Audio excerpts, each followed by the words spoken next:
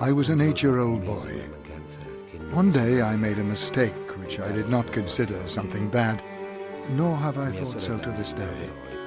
My sister admonished me and took me to the parishioner so that he could correct me and punish me.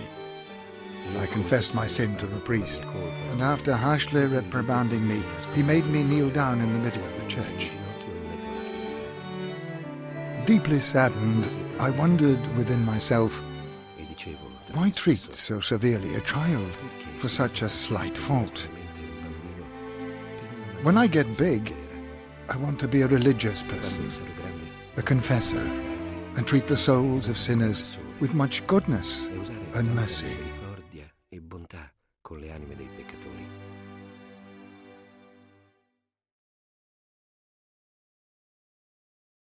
This episode that Father Leopoldo of Castelnuovo still remembered so clearly years later took place right here in the parish church of Herceg Novi in Castelnuovo di Kotor, the small town in ex-Yugoslavia where he was born.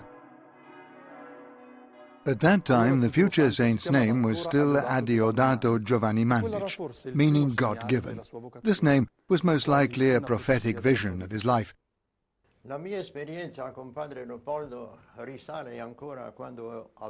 My relationship with Father Leopoldo goes all the way back to when I was 19. I was still a student here in Padua. Needless to say, I'm now 83. I clearly remember that day in May, after dinner, Father Leopoldo entertained me and the other students. He talked and talked to the point that almost all of us were amazed. At a certain point he said, "This nation, Italy, will become a sea of fire and blood, and this friary will be destroyed along with the church. But my confessional will be spared as a monument to God's mercy."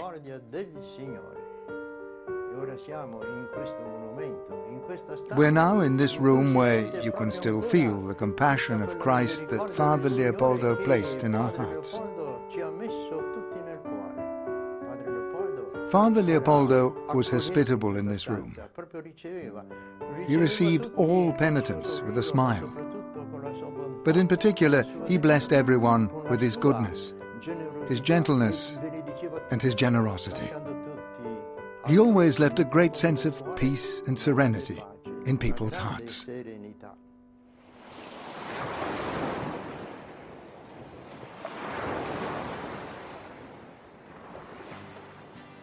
Castelnuovo is, like it was then, a small town on the southern coast of Dalmatia, exactly in front of the Gulf of Kotor. Once belonging to the Venetian Republic, at the time it was part of the Austrian Empire, which eventually became the Republic of Montenegro of today. When St. Leopoldo was born, on May the 12th, 1866, Castelnuovo was still in Austrian territory, and only in 1918 did it become Yugoslavia. The population today prevalently follows the Orthodox religion, but a minority of Catholics have always remained fervent worshippers. The family of St. Leopold belonged to that minority. Little Bogdan, Adeodato's name in Croatian, was the second to last of 12 siblings in the Mandić family. His health was so frail and precarious that his christening was postponed for a month. The Mandić were traders and owned a fleet of fishing and freight ships.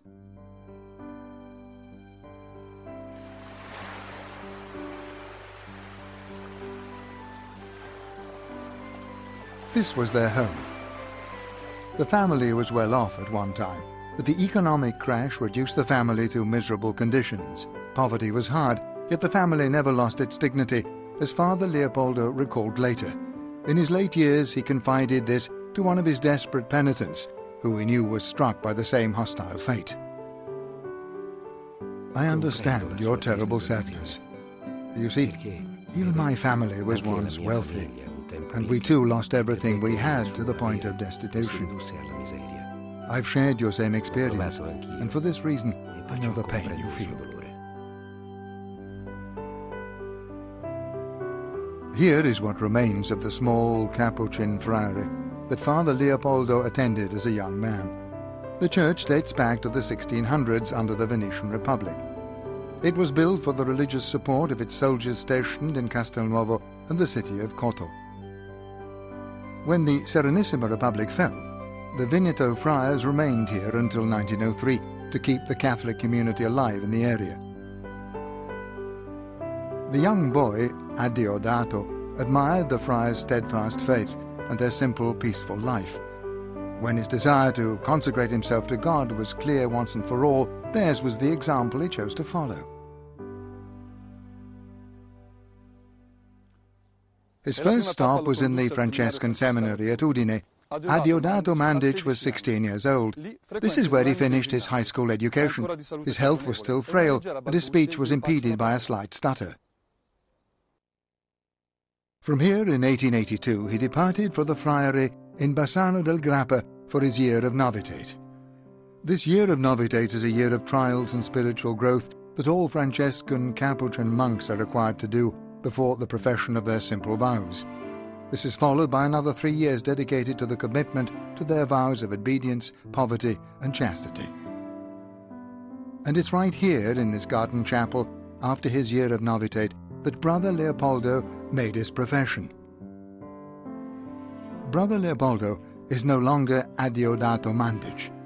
A few days after his arrival, once again in the same chapel, he gave up his Christian first name and his family last name to become Brother Leopoldo of Castelnuovo and put on the habit of a Capuchin monk. And finally, in May 1885, at the age of 19, Brother Leopold arrived for the first time in Padua, the city that would eventually become his second home. It's here, in the church of Santa Croce, that the future saint would make his solemn profession of the religious vows and become a Franciscan Capuchin friar.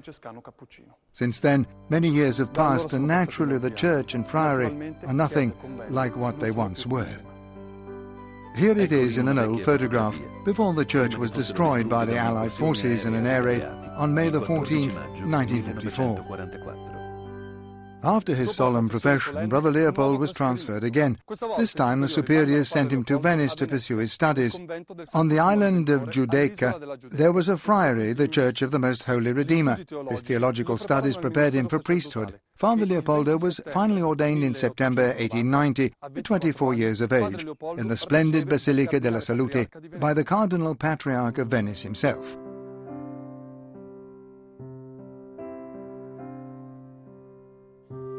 In that moment of great joy, the inevitable absence of his parents was painful to say the least. Due to the family's dire economic means, they could not be there for his ordination. Nevertheless, just days before, he received 2 loving letters. One was personally written by his mother, Carolina Zarevic. Dearest son, I cannot describe the joy and happiness in receiving your beloved letter.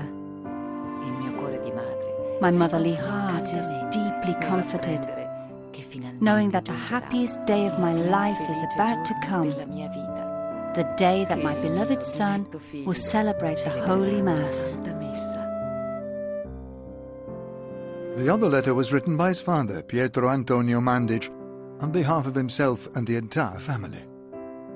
Only one thing deeply saddens me, the fact that I cannot be there in person for your